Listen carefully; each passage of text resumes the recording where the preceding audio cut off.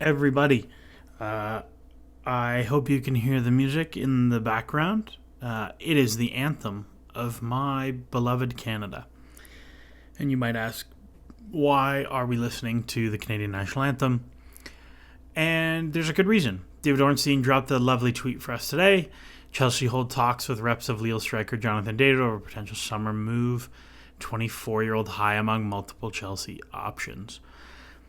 And Jonathan David is a player that I really, really like, mostly because he has been exceptional for Canada. He's Canada's second highest ever scorer, and he's 23 or 24.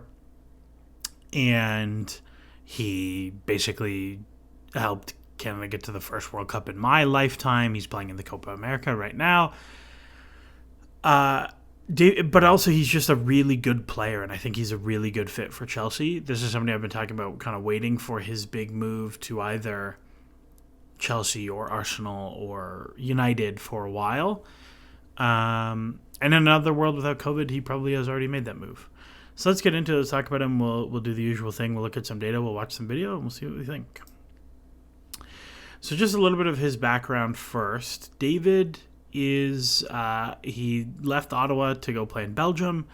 He scored a ton of goals in Belgium before moving to Lille to replace Victor Osimhen when he was sold to Napoli. He has scored a truly, truly solid rate. Like, he is a 1 goal every 2 game striker for his entire career, which is really good. I think there's this expectation of the 30 goal striker, and I mean, if you look at the number of 30 goal striker seasons, there are very, very few of them. And I think one of the things that's really interesting about Jonathan David is he does a lot of stuff, and I mean that kind of in a way very similar to Nicholas Jackson. So if you look at the comparison chart between them from McClockbot, very similar on the target man forward. And now neither of these guys are true target men in the sense of win flick-ons and stuff like that, but they are very much target men in the sense of hold the ball up and link stuff. And David is very, very good at that. He's very good at winning fouls. He's very good at keeping the ball. He doesn't turn it over. He knits things together as a passer. And then he gets himself in the box and gets really good shots. And that's not the only thing he does, right? He has played a ton of his minutes not as a 9. He has played a lot as the second striker in a pair. He has played a lot as a 10 underneath a striker. He has played a lot as an interior winger in a 3-4-3. And he's played a little bit as a true out-and-out wide player. And I think the appeal of that for Chelsea is he is someone who will not get to play striker every game. Nicholas Jackson is very good. He's a very good striker. And it opens up a lot of avenues to have someone who can do all these things, right? You can imagine there are games where you want to play very aggressive, and Enzo Maresca wants to be adamant that he will never, ever play 2 strikers. The same way Pep will never, ever play 2 strikers. And you will just play a striker at the 10, the same way Pep does with Alvarez. And I think there's a lot of use in that profile. You can imagine a situation where, whether it's your left back getting high and your right back tucking in, or your right back getting high and your left back tucking in, one of those wingers has to go inside and be a 10. And if you imagine that your 3 players in the attacking band that are all going inside or your 2 players in the attacking band who end up inside are Nkunku or Jonathan David as wide players, they're super comfortable to go in there, even if they start as a wide player. Cole Palmer is the same profile. Less strikery, but as a wide player who's much better on the inside spaces of the pitch. It makes a ton of sense. And then add in that he can just legitimately play striker. And Chelsea were probably a little bit fortunate with Jackson's health last year. He was able to play a lot of minutes. Jonathan David played every single match for Lille last year. He has been remarkably durable. I think there's a lot of benefit to that profile.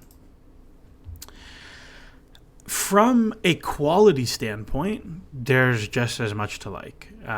David has been like the number one guy at Lille. He is by far their best player. And because of that, he gets best player attention. And still, he puts out very, very good output.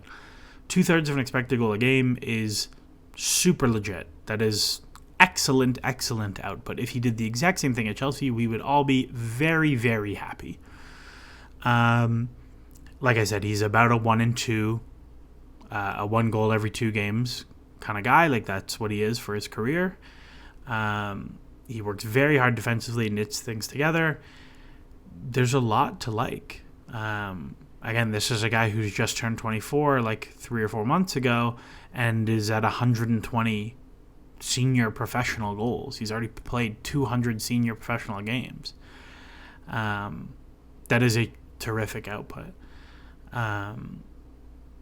There's a lot to like. If there's one thing to be a little bit alarmed about, it's the shot totals.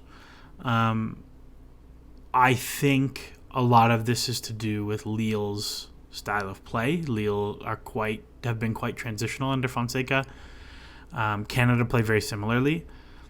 And David has been a quite low shot volume guy for his whole career. He's never cracked 3 shots per 90, even in Belgium. But he makes up for it with exceptional shot quality, right? If we think the average shot quality is about 0.1, and he is like between 0.16 and 0.2, which is really good. That's very, very high shot quality.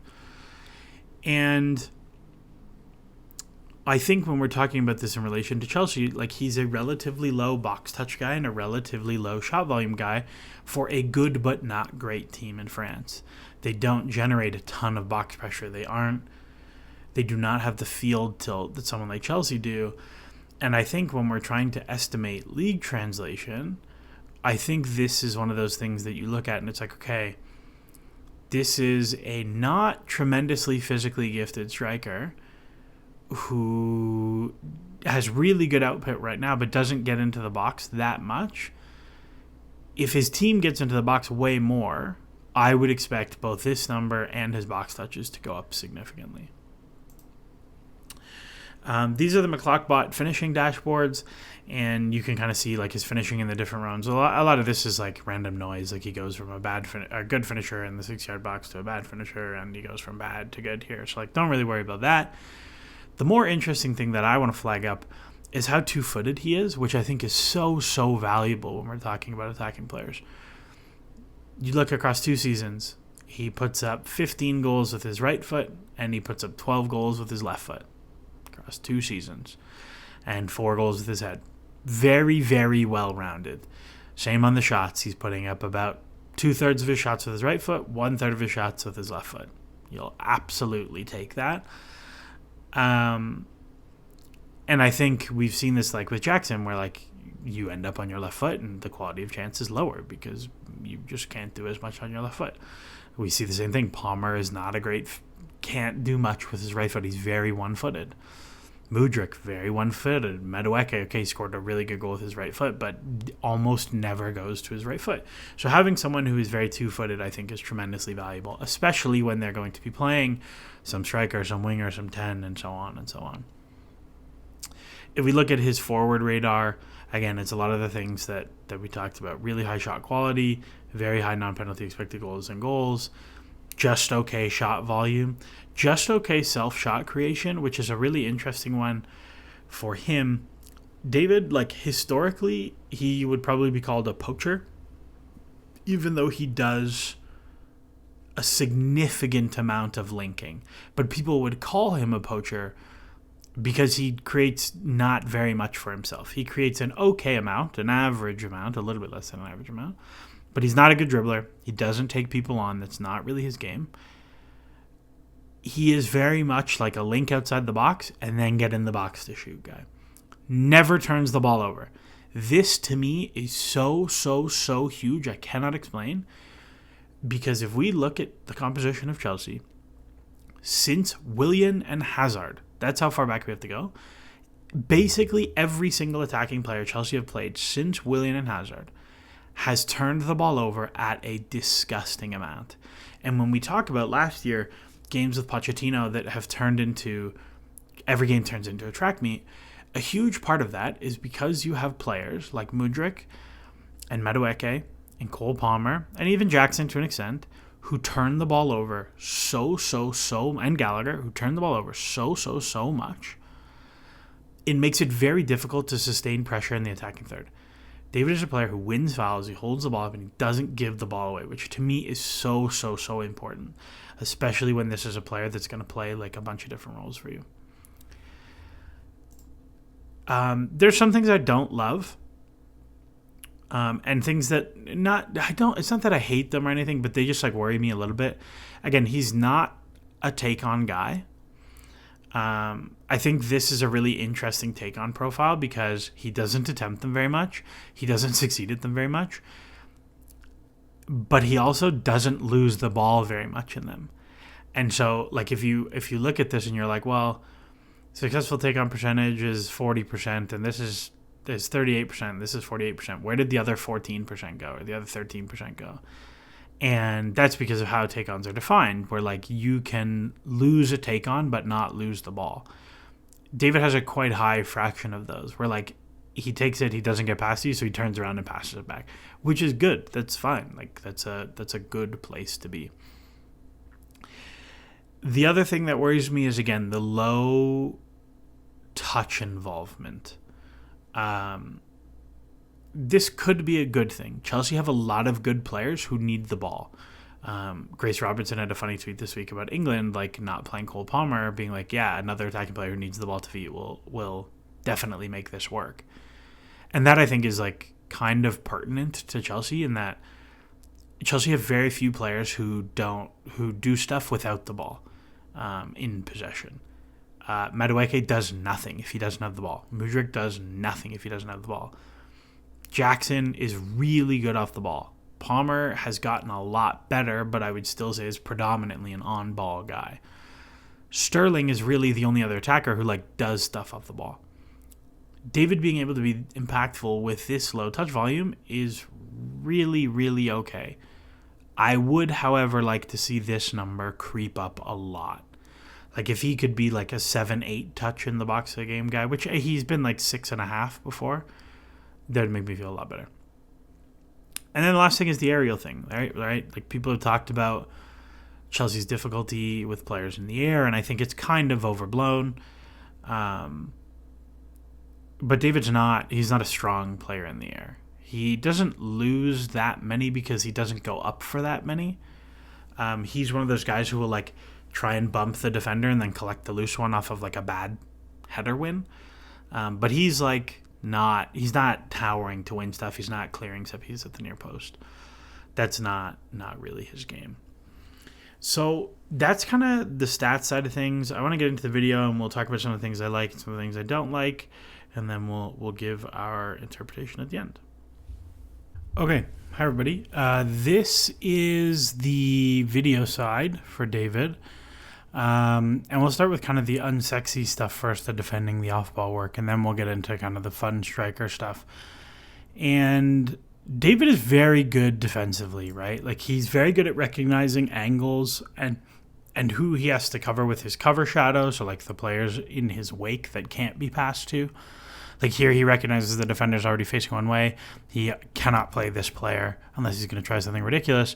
So you can be very aggressive to force outside without having to curve your run so much.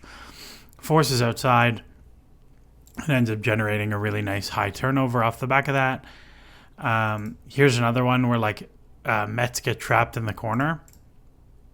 And you can see him, he scans for this player to pick him up, but as soon as the defender chops it, he ends up coming to close down, but then he recovers into that space to trap them here, right? Like, that's all your striker doing, all, like, dealing with two, keeping them in front, forcing them back so they don't get to play out. Like, that's really good stuff. Here he turns it over a little bit, and it's just a cynical little transition foul. Chelsea don't have enough of that. Here's another one.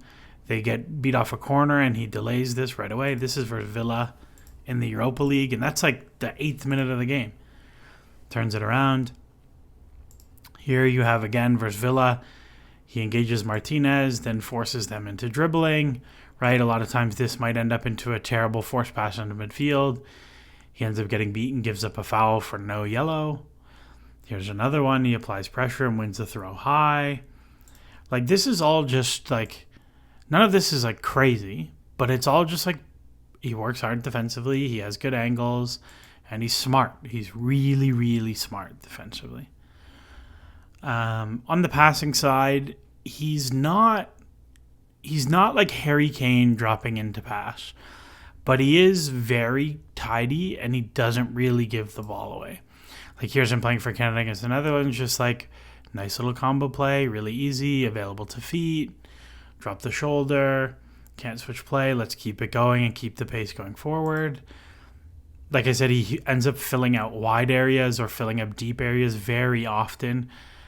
Canada do a good job of making sure people fill the box when he's not there. That's something Chelsea will have to be mindful of if he plays as a 9. Right, just out wide. Can we get this going?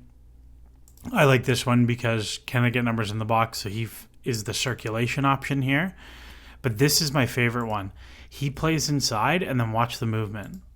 Inside, I am immediately threatening. Okay, nothing comes of it, but we see so much with Chelsea that this ball goes out here and these players stop. And instead, he makes this run inside. There are worlds here where Kone plays like a little dink in between and he's gone with pace. Here's another one. He drops into link and builds speed. I think a really critical difference between David and Jackson is in this situation, Jackson takes this pass and dribbles. He takes the space himself. David is not the quickest player, but he's not slow.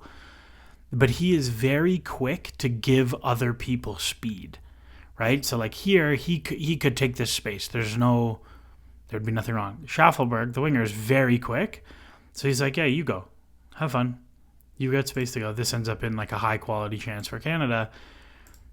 And Jackson here drives himself. And there's nothing wrong with that. It's a little bit different. And I think it's probably a little bit better suited to Chelsea's players to have someone who releases a little bit earlier.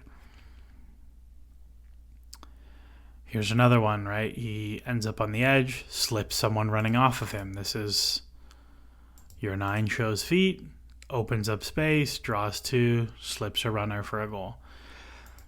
Another one, he drops off into space. This time another player fills, right? And now he's in that little pocket to slide someone else in. David is really good at like kind of living on the half turn in these little pockets. He's very excellent at like operating in the half space, half turn, receive, turn, slip, receive, turn, cut back. This is a real strength of his game. And he's also not a bad hold-up guy, right? Like there's a few clips, big hoofed long ball against the massive center back. He makes it stick. He brings it down. He brings someone else into play. He's not going to win flick-ons really there, but he can make it stick. He does a lot of really clever off-ball movement stuff, even though he's not the quickest. His timing is really good. It's like here's against France. It's like no slouches here. Like this is Upamecano and Saliba, or Konate and Saliba. I can't remember which. He runs along the line and like beats a very pacey center back in behind with good movement. Makes it stick. Brings somebody into the play. No problems. Here's another one, like reads Camavinga coming off his shoulder, just bounce around the corner. Here's another one, like his scanning habits are so good. Like watch him check his shoulder here. Boom, okay, I've got a little bit of time so I can take a touch. I don't have to bounce this one in one. He receives it. The winger hasn't made the run. Okay, we'll make it stick. We'll turn, and then we have speed going the other way. This one's a really great one because it's like a double-edged sword. Right? He's got such good shape to receive in this pocket. A lot of players would come here, and then you don't give yourself the opportunity to bounce either of these players.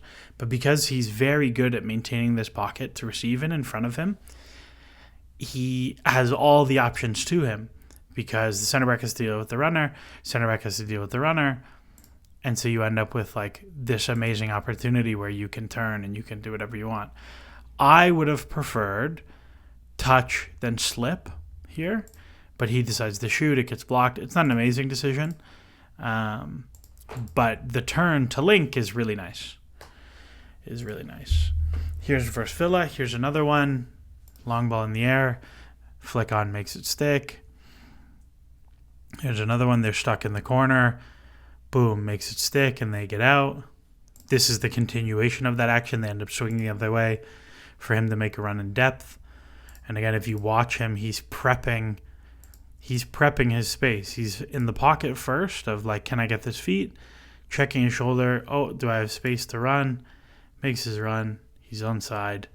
Ends up in like a pretty good chance that maybe this is a cutback or a square. Stuck in the corner.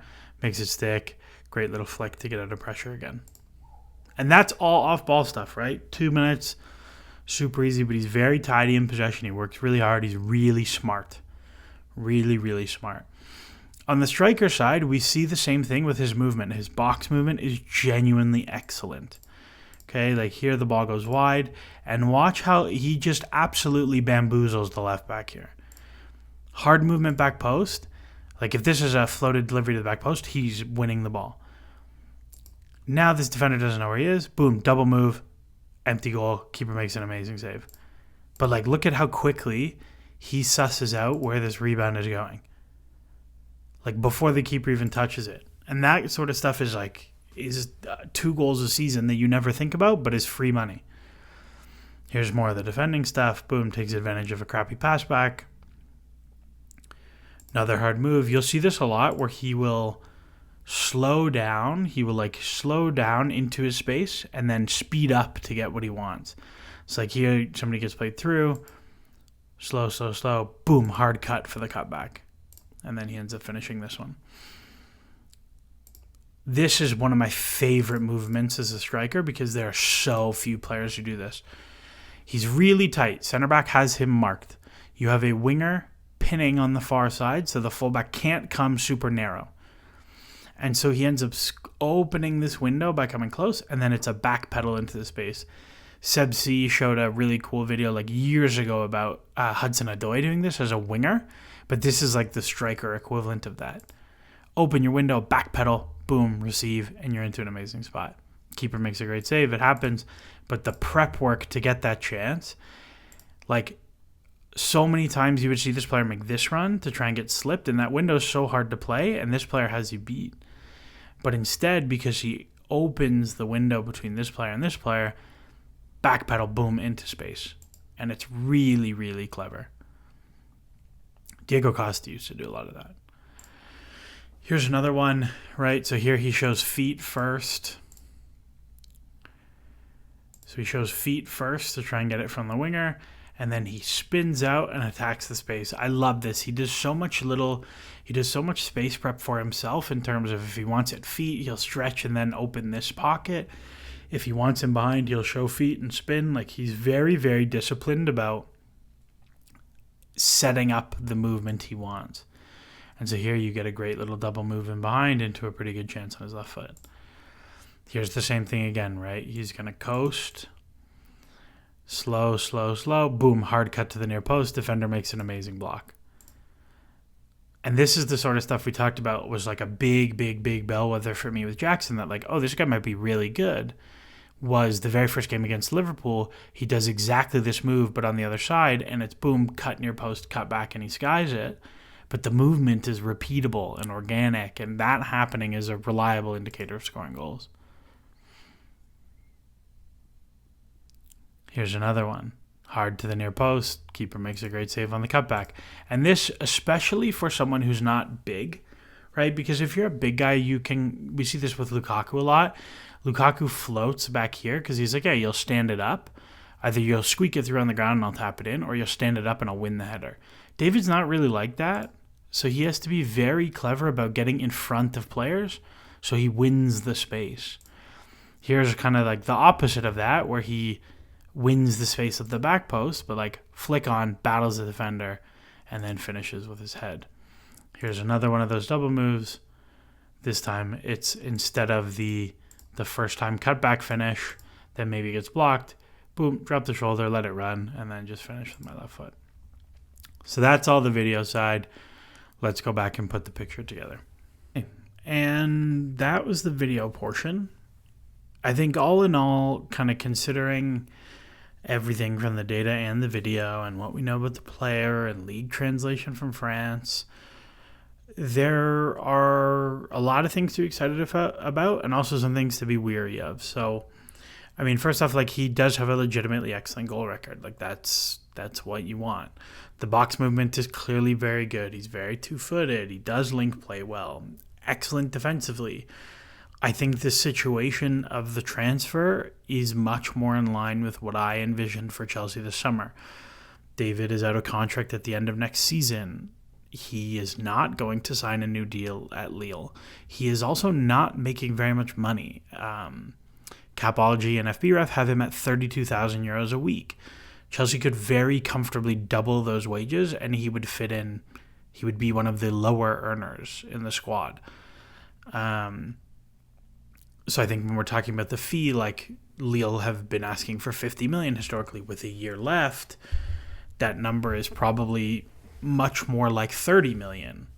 I mean, the number I have in my head is like 32 because Chelsea have had such a good record with 32 million pound signings. Like, you could probably get him for less than that.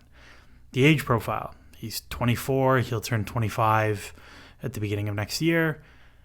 That's like a really good age, especially for someone who's not super reliant on their athleticism. Very versatile. He can do lots of things, and he's very durable. He's played a ton of minutes for Lille across all the years. On the flip side, some things that make me nervous. He plays for Canada, which means he will be flying to North America every single international window. He will play every single game in every single international window. It's a lot of travel. Like we've seen with Caicedo, how difficult that can be to like keep going and keep doing that. Like Caicedo really struggled the first half of the season. This plot here is Jonathan David's output the first half of the season until the winter break versus the second half of the season for Lille. And this is coming off of a year where David basically played World Cup, then a full season, like half of a season for Lille, World Cup, half of a season for Lille, straight into Nations League / Gold Cup for Canada, back into another season for Lille. And the first break he really had in like 18 months was this winter break. Beforehand, he's at like 0.32 or 0.34 XG per 90, something like that. After the break, he's like 0.8 XG per 90. His XG per shot goes from 0.15 to 0.23. Like, that's a huge change. And it's not like there's less games coming in international football. So that's something that worries me. The size, I don't really care about this. People do care. I think he's very strong given his profile. But he's not a huge guy. And Chelsea are not a huge team. He's not great in the air. That's definitely the truth. He's not terrible, but he's not great in the air. I am somewhat worried. Not worried. I'm somewhat aware or weary of how much his like link everything and drop out of the box and all that stuff translates to Chelsea. Like, I think the Chelsea wingers like don't get enough shots for you to get the full value of it. Like the only player, sorry, that's not true. Madueke takes a lot of shots, but they're not the kind of shots that benefit from like dovetailing with a striker who leaves the box. So I have some questions about how that translates. And athletic talent, he's just like not that quick. He's not like a super athletic guy. How does he fare playing against center backs in the Premier League are the best athletes on the planet? Every single center back in the Premier League is a linebacker. How does that translate? And he's a little bit streaky. Like across all competitions last year, he put up something like 18 XG, but like 6 of that is from 2 games or from 3 games. So again, we love a flat track bully, and I think Chelsea could do with that profile, but he's a little streaky. All in all, to kind of put everything together, I think it's a no-brainer transfer. I think for the fee and the wages and the squad use, especially looking through at the youth players coming through and the profiles, like this is a very useful player to have, even if he's never, even if he never displaces Jackson, and all he is he plays 30 games a season as a sub, and he plays 2,000 minutes across everything. You can pay that player 70,000 euros a week or 70,000 pounds a week and be really fine with that and get awesome output out of him. So I would do the deal. That's where I'm at. Let me know what you think in the comments or on Twitter or whatever. But I would also very much love a Canadian at Chelsea. So other than that, thanks for watching. Have a good day. And as always, enjoy the soccer.